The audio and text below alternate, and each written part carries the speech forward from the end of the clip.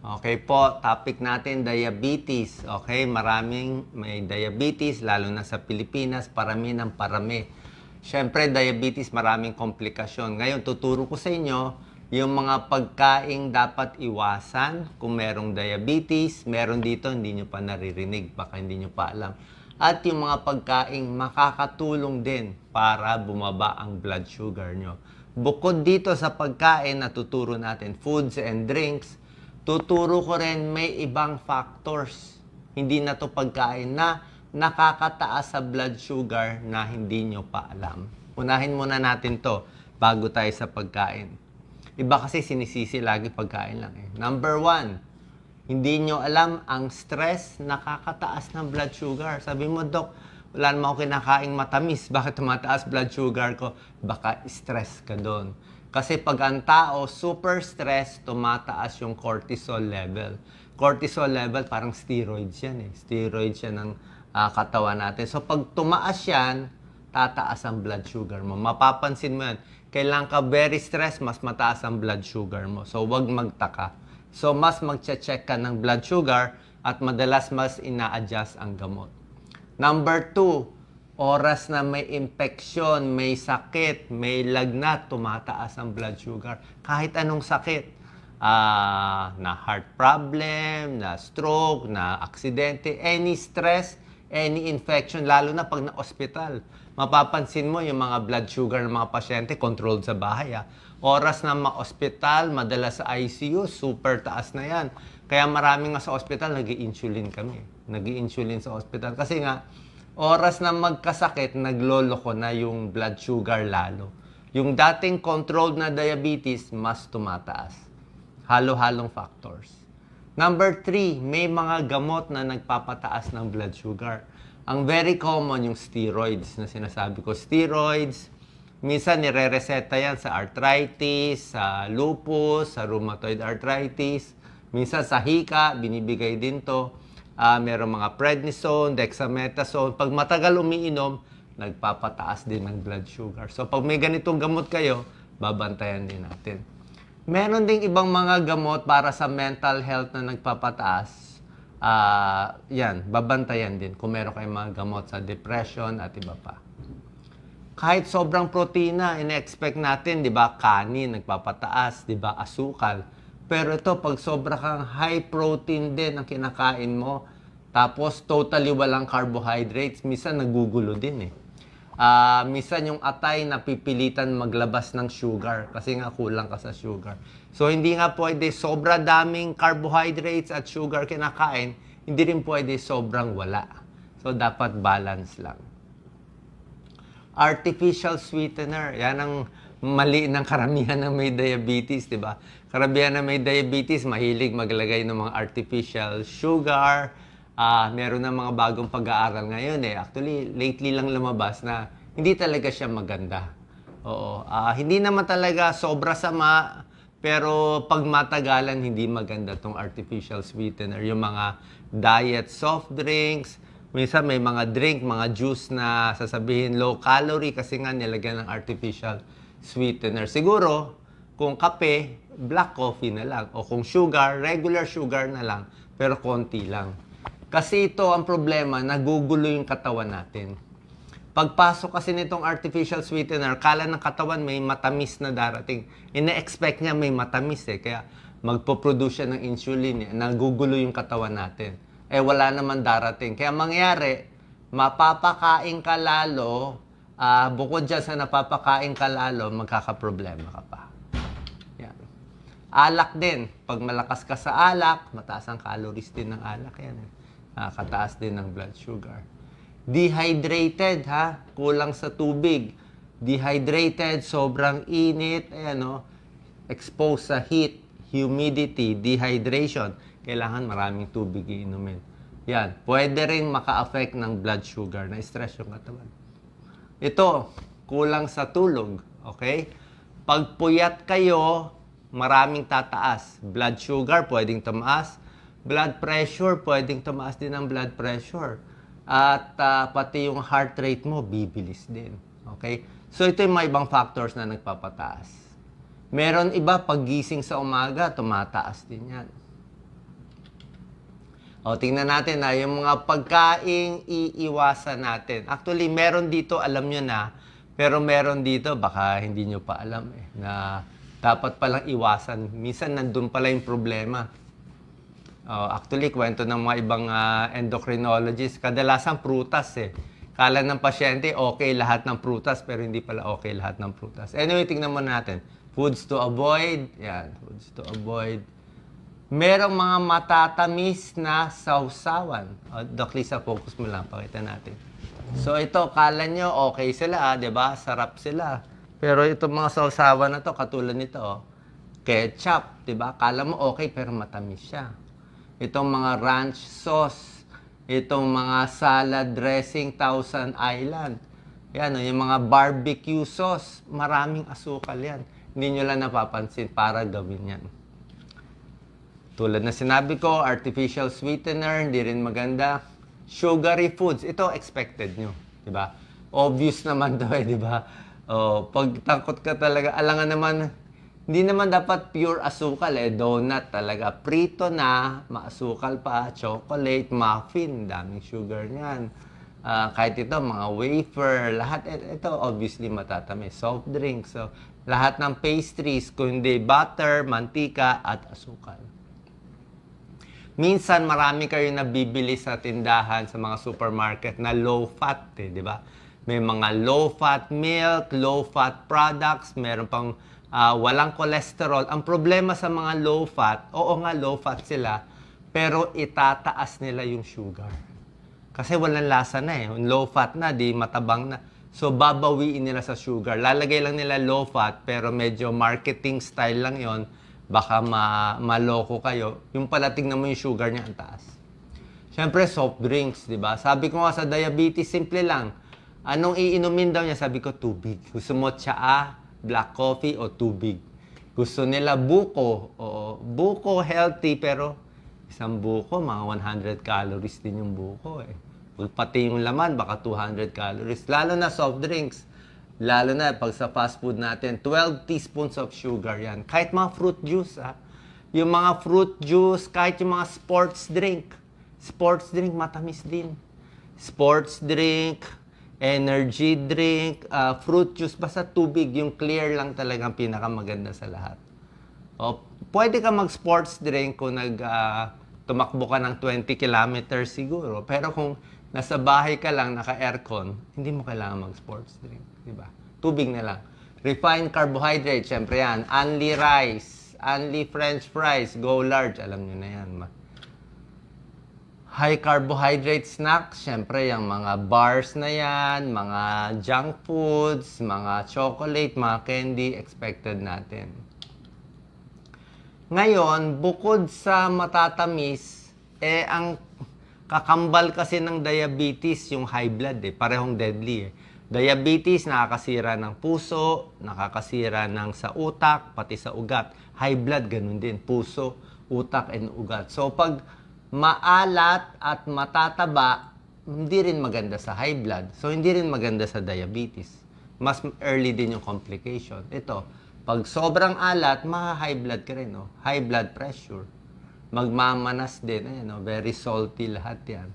Ang ketchup hindi lang matamis, maalat pa rin yan. Mustard, maalat din. Pickles lalo na, yung mga preserved. Yung mani natin, na lahat salted High-fat dairy, tulad na sinabi ko, di ba? Yung mga fatty, babawasan din, at yung alak. Ito naman. Ano naman, pinakita ko na yung bawal Sabihin mo, Doc, wala na kaming pwede kainin. Marami naman pwede. Diba? Ang pwede kainin na pampababa ng blood sugar, lahat ng green leafy vegetables. Yan, kainin nyo marami. Pechay, kangkong, talbos, broccoli, cauliflower, ampalaya. Lahat ng gulay na gusto nyo, carrots, okay din yan. Lahat yan pwede. Kamatis, cucumber, bell pepper, zucchini, lahat yan pwede. Okay? Mababa yan sa glycemic index. Yung glycemic index, yun na nagsasabi kung yung pagkain ay nagpapataas ng blood sugar. Pag low glycemic index, less than 50, less than 40, maganda. Pag high glycemic index, more than 50, more than 60, hindi maganda. Ang kanin, parang 90. Ang taas. Yung mga kaning puti, mga soft drinks, mga 90, 100 yan. Ang gulay, less than 50. Alam mo, ilan lang glycemic index nito? Mga 20 lang. Mababa. Kahit kainin mo marami, hindi tataas ang blood sugar mo. Busog ka pa. Maganda pa sa tiyan. Iwas ka pa sa colon cancer. Di ba? Whole grains, ibig sabihin, mas gusto niya brown rice, wheat bread, maraming fiber. Pag maraming fiber kasi, ang kinakain mo, ito kasi high fiber, di ba? Ito rin high fiber, yung brown rice, wheat bread, mas mapait lang yung wheat bread. So, pag high fiber yung carbohydrates mo, mas nakakababa ng blood sugar. Ibig sabihin, pagkain mo, dahan-dahan yung pag-absorb niya. Kasi may fiber pa siya. Parang itong gulay, dahan-dahan yung absorb. Hindi katulad ng soft drinks, isang inom mo lang, 200 calories.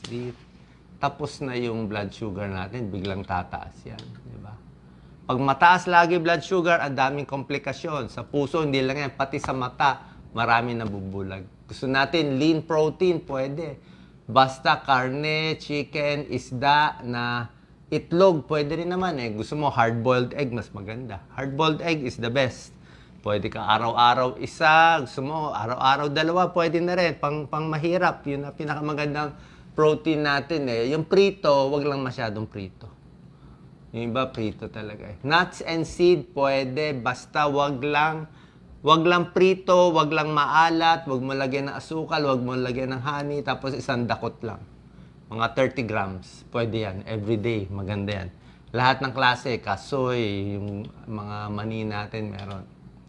Strawberry, super healthy, mababa glycemic index niya. Huwag mo lalagyan maraming matatamis na cream, ice cream, ano pa, whipped cream, lahat ng berries. Wala tayo nito, ibang berries eh. Pero strawberry, maganda. Anti-cancer. Green tea, halos walang calories to, di ba? Tsaa, yung mga tinuturok sa inyo. Ito pwede, okay?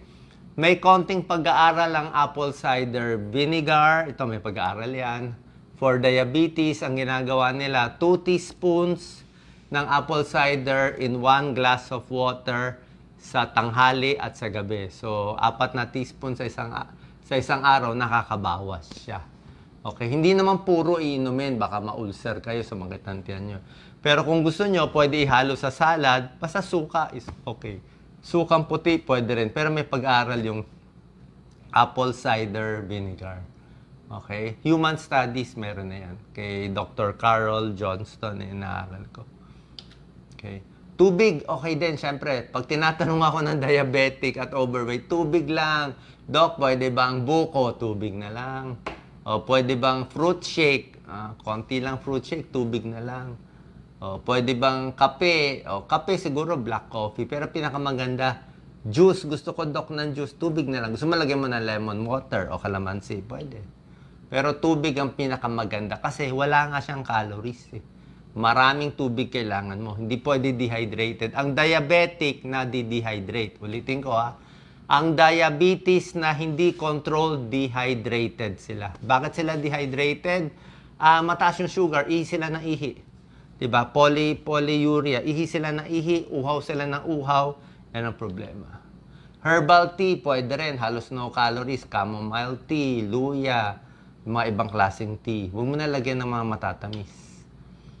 Okay? May nagtatanong honey. Actually, honey is healthy. Kaya lang, matamis pa rin siya eh. Oo, matamis pa rin. Oo, brown sugar. Okay naman brown sugar, mas may minerals. Pero asukal pa rin siya. O, coconut sugar. Okay din, coconut sugar. Pero konti lang. Actually, better coconut sugar. Medyo mababa siya. So, ito yung mga pampababa ng blood sugar. Pagdating sa gulay, pwede lahat. Pagdating sa prutas, hindi pwede lahat. Meron lang mga low glycemic na okay na best fruits. Yung high, medyo bad fruits yan. Pwede pa rin pero konti. Ano yung bawal? Na konti lang. Pakwan mataas o 72.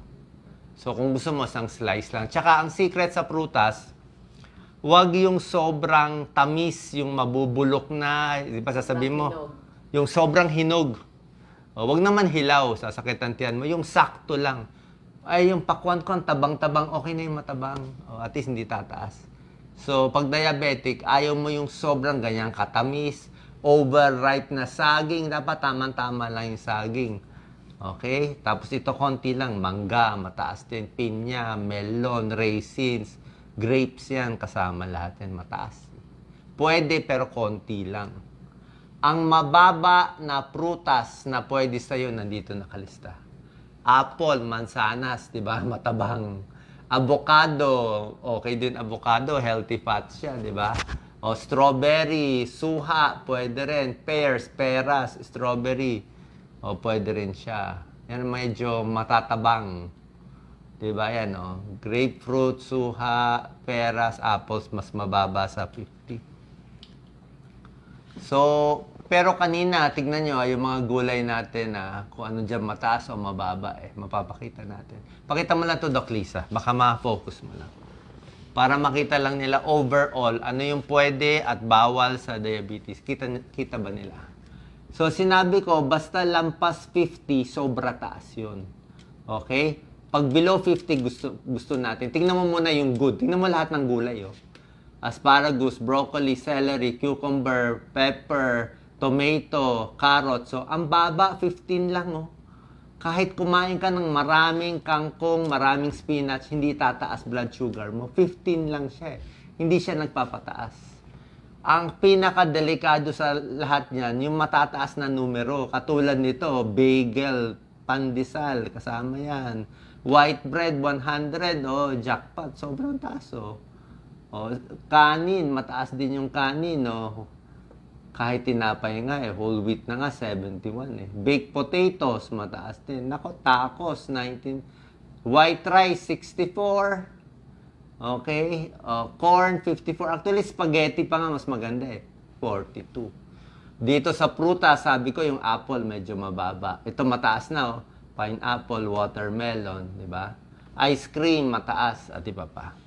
Okay? So, anyway, pakita ko lang ulit yung mga picture. Baka sabihin nyo, wala na kami makain, Doc, eh. Ito, spinach. Parang si Papay, very healthy, ano? Ang dami, oh. Okra, pampababa ng blood sugar. Ayan, oh, okra. Hindi na po binababa at kainin nyo na lang. Okay yan. Pati yung malagkit sa loob, okay yung malagkit sa loob. Yung parang laway na malagkit. Maganda po yon, healthy yon. Mucilage yan, pampadulas ng dumi. Pampaganda ng dumi yan. Ang palaya, pampababa ng blood sugar, ah. Proven yan, pampababa ng blood sugar yan. Broccoli, cauliflower, carrot, sinabi ko, apple, orange, pwede na. Medyo matamis, pero pwede na. Suha, pwede na rin. Strawberry, kamatis, yan, no. Isda, healthy lang. Chicken breast lang. Whole grains. Beans.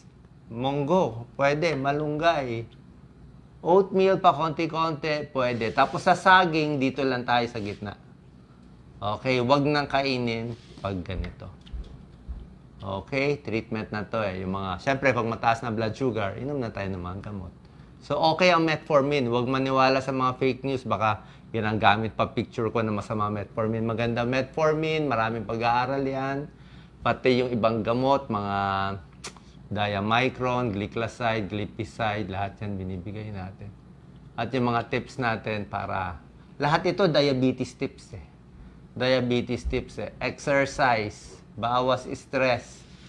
Check yung blood sugar. Physically active. May support system. Pwede ka kumain ng matatamis na gusto mo paminsan-minsan. Maliliit lang. Kung gusto mo kumain ng chocolate, sige. Dark chocolate, ganyan lang kaliit. Hiwain mo na lang maliliit-liit para masanay lang yung sa isip natin. Sana po nakatulong to. Share po natin sa mga may diabetes at gusto maging healthy. God bless.